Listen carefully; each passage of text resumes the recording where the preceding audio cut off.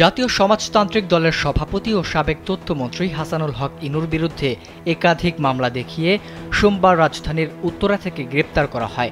গ্রেপ্তারের পর মঙ্গলবার তাকে ঢাকার চিফ মেট্রোপলিটন ম্যাজিস্ট্রেট কোর্টে আনা হয়।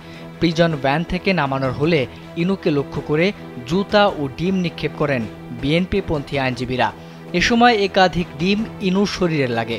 মঙ্গলবার বিকেল 5:10 সিএমএম কোর্টের সামনে এই ঘটনা ঘটে। এ সময় আইনজীবীরা ইনুর গায়ের চামড়া তুলে নেব আমরা, ফাঁসি ফাঁসি ফাঁসি চাই, খুনি ইনুর ফাঁসি চাই বলে স্লোগান দেন। এর আগে বিকেলে ঢাকা মহানগর গোয়েন্দা পুলিশের একটি দল ইনুকে সিএমএম কোর্টে আনেন। নিরাপত্তার প্রয়োজনে তাকে বহনকারী গাড়ির সামনে এবং পেছনে পুলিশের 3টি প্রোটেকশন গাড়ি রাখা হয়। বিকেল 4টা থেকে কোর্ট এলাকায় জোরদার করা হয় নিরাপত্তা।